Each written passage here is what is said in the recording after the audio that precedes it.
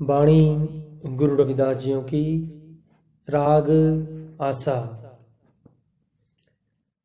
माधो सतसंगत शरण तुम्हारी,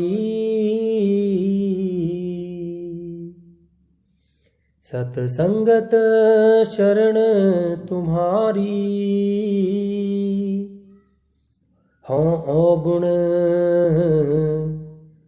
तुम उपकारी,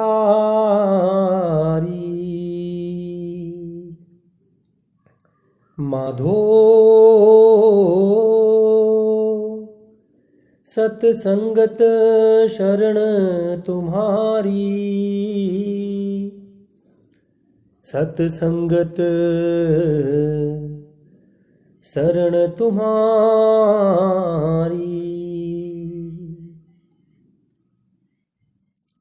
तुम चंदन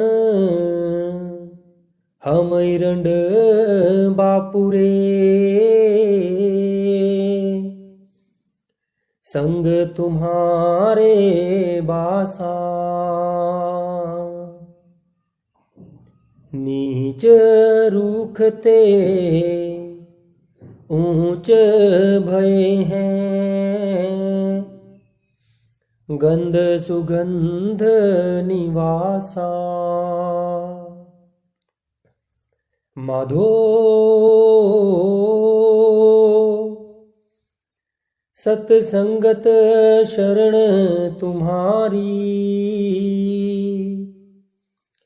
हों अवगुण तुम उपकारी।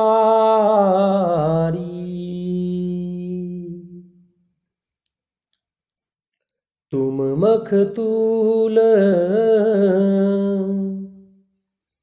सुपेद सपीयल, हम बपुरे जस कीरा। सतसंगत मिल रही ये माधो, जैसे मधुप मखीरा। माधो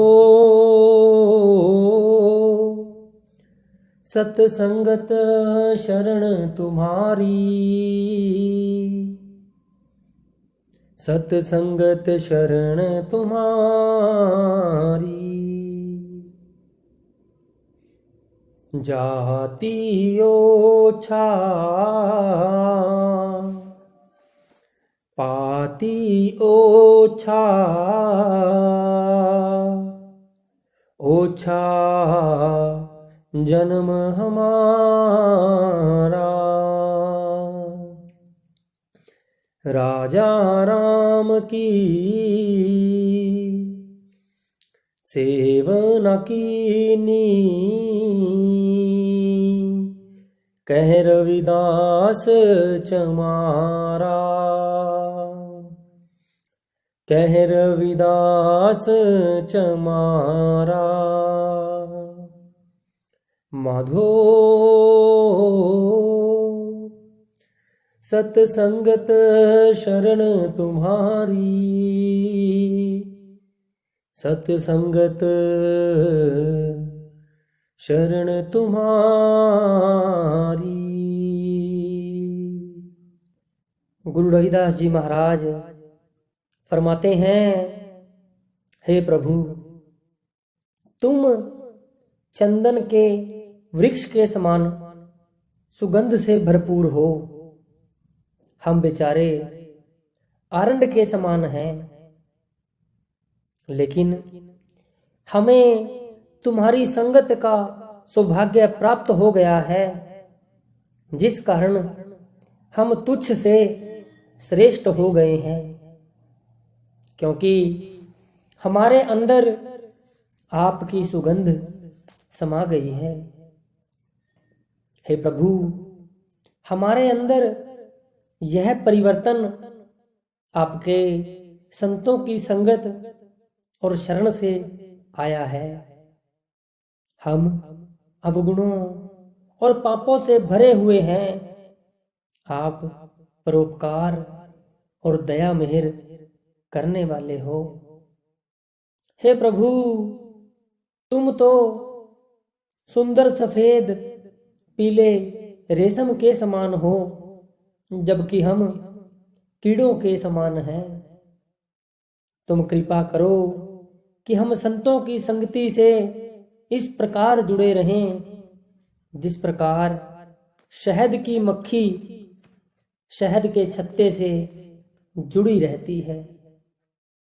आप आगे कहते हैं, मेरी जाति भी छोटी है, मेरा जन्म भी छोटी कुल में हुआ है। मैं उस श्रेष्ठ प्रभु की सेवा भक्ति नहीं कर सकता। आप जी ने पिछले शब्द में संतों को निराकार परमेश्वर का साकार रूप बताते हुए प्रार्थना की थी, संत चिसंगत संत कथारस संत प्रेम मांझे दीजे देवादेव।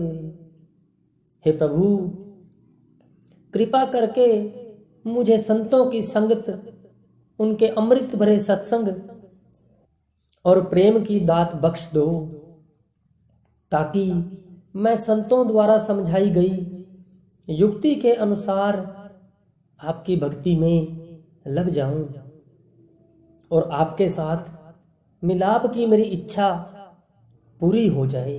आप इसी भाव को स्पष्ट करते हुए कहते हैं, माधो सत्संगत शरण तुम्हारी, हो औगण तुम उपकारी।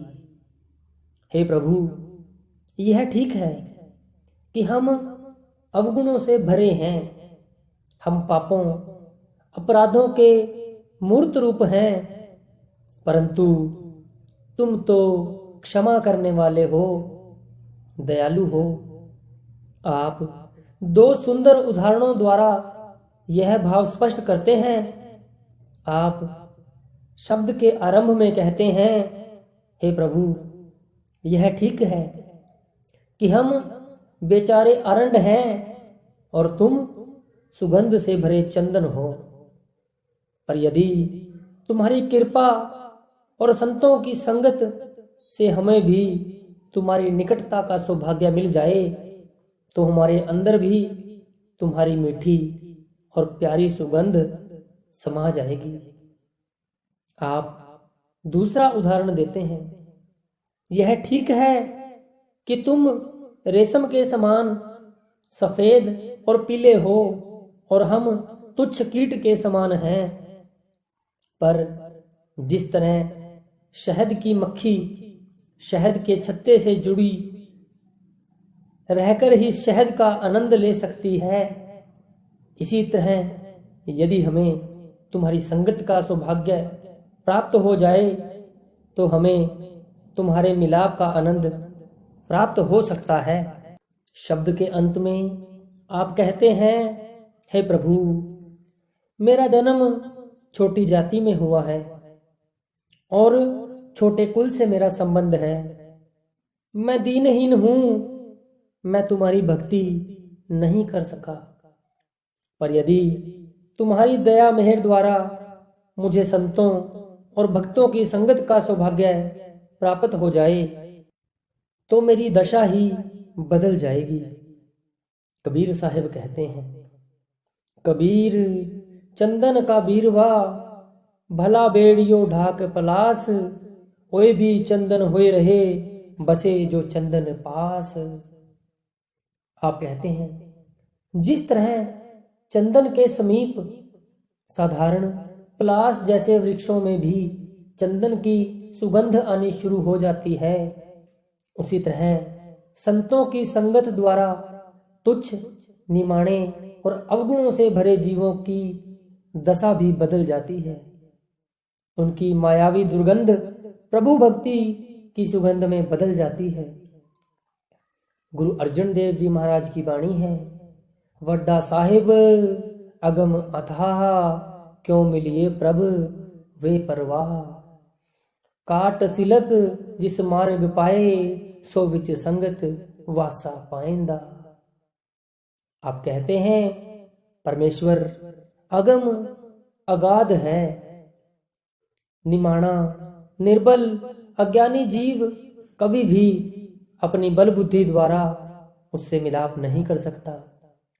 प्रभु ने जिस जीव की माया के भ्रम और 84 की रस्सी काटनी होती है, उसे अपने संतों और भक्तों की संगत प्रदान कर देता है, जिससे जीव को परमेश्वर से मिलाप के सच्चे साधन और मार्ग का पता लग जाता है और जीव इस 84 के भव सागर को गुरु की सहायता से, गुरु की दया मेहर से पार कर जाता है। जी।